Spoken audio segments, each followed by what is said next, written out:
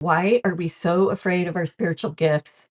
I'm Arden with UNVEILed, and I just want to share with you some things that have been coming forward from my guides. And I'm actually going to split this into two videos because it's a lot of information. And right now, I just really want to focus on what we're afraid of. And I see this a lot, and you probably know a lot of people yourself who are intuitive or can see into the future, and yet they are, upstanding business owners. They are upstanding members of the community. They're doctors, they're surgeons, they're folks that you would never expect to have a spiritual inkling or spiritual gift. And you may get this information from them very privately, but it's not something that they share and they hide it. I know so many people like this, and I'm sure you do too. And there's also then the next level of those of us that know that we have these intuitive gifts, and then we're afraid to share them, afraid to get out there. And for me to be doing video and get out there is frightening. It's taken me 50 years to just get the guts to do this. So it's a process that we all go through. There are a lot of people you probably also know that are afraid of ghosts. And you yourself may be included into this. And there's so much to talk about, even on that alone. But this fear of spirits, the fear that you're seeing things, is is really real, and it stops us from moving forward, and it stops us from being fully human. So, what do I mean by being fully human? Being human means that you are all that and more. It's your physical, it's your mental, and it's also your spiritual. So this does not, I'm not talking about religion at all. I'm talking about that sixth sense that you have and that you're not afraid of developing and using. And many of us get stuck with that. And the part of being fully human is embracing all of it and using all of it. We have access to all of these ancient scriptures, the Vedas, even the Bible, the Gnostic Gospels, the Tao Te Ching. I can never say that. And the thing is, it's all there. They all talk about these unique gifts that we have. But many have said within these scriptures, if you're just reading them and taking them verbatim, you're not really getting the message. Those that have ears, let them hear. And so they're hidden within these texts, but it all talks about the same thing.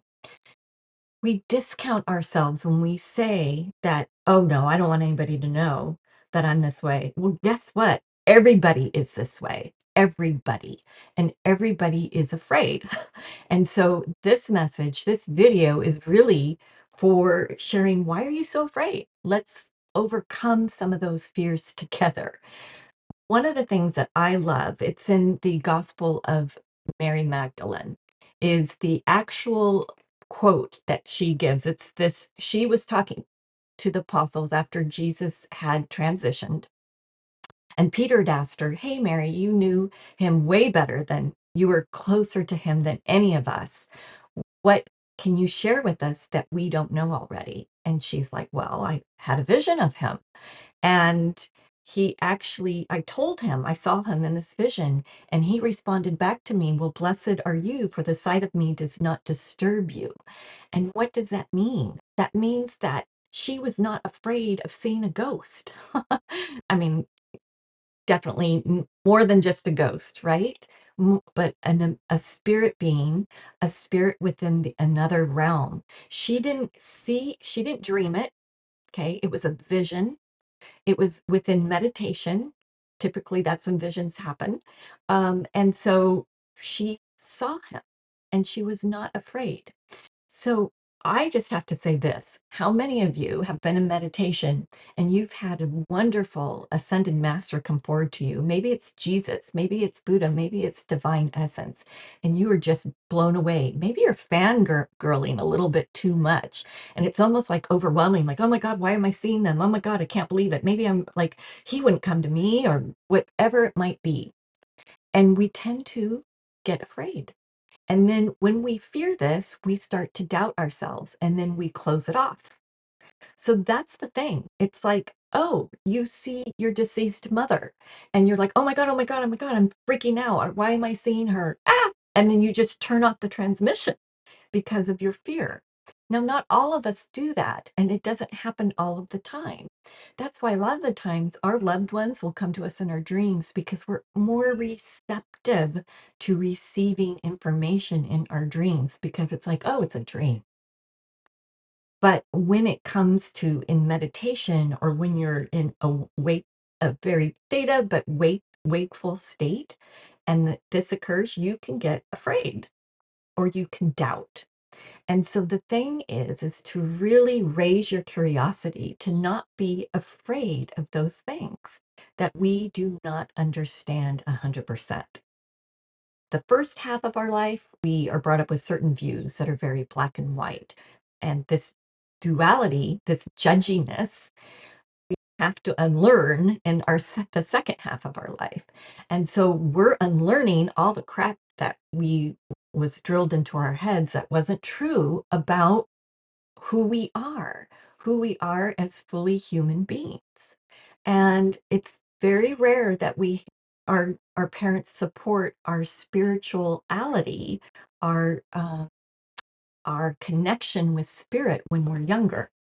So that's why it gets all turned off, and that's why we have to unlearn all that stuff, and that's why we're here, because it's like, wow, phew, I just like got rid of a lot of stuff, and now need to not be afraid anymore, and I need to step forward because we are all the same. So the number one thing to overcome your fear is raise your curiosity. Challenge yourself to seek and learn new things, to understand things. Like, for example, um, spiders. I've always been afraid of spiders. And when I was little, my dad would come into the room and kill them for me because that's what you do when you're afraid of things, you kill them. Bad thing to learn. But that's what I learned. Now it's like I don't do that. Get a glass and take them outside. And that's just a simple example. But by understanding and being curious and knowing that that's another life, that there's something to learn from it, then we overcome some of those fears. Just like when it comes to ghosts or loved ones coming through, or even, multidimensional beings, don't be afraid of them. Be curious. Be curious. Ask questions. So, a lot of the times when we're curious, it's like get to know a neighbor. Start there. Start small. Get to know people in your neighborhood. The second thing is to become an explorer. So, this ties in with having curiosity. When you explore, we're exploring new worlds, right? You're exploring your spiritual world. This is fun. There's so many things to explore and uncover, and it is literally unlimited on what is out there and what is there for you to explore. So think of it as that you are experiencing this world right now as a soul, having a human body to be able to do that. But you also have all of your gifts, your soul gifts, to help you still be connected and explore the other worlds. So be an explorer. Think of yourself as an explorer. The more we learn about these things, the less fearful we are, and we start to trust ourselves. My hope for you is that you don't fangirl or get afraid when you see a unique spirit come forward in meditation or even in a dream, even if it's a nightmare. Whenever you face these things and ask questions, you'll find that there's nothing ever to fear, that there's always a message, always a learning for you. So, in summary, the more that we can just own it, own that we all have these gifts. And if you are someone who is very intuitive, uh, but you discount it, or you may be in a prominent position, so it's like I would never tell anybody, you'd be surprised. Everybody is like you. It's okay to step forward. This is what the new world is going to be like, where we're all much more confident and fearless in showing all of us and being fully human. Okay, so make sure you subscribe so that you get the next transmission when we connect for this bigger message that's coming in about the energies. Okay, I'll see you.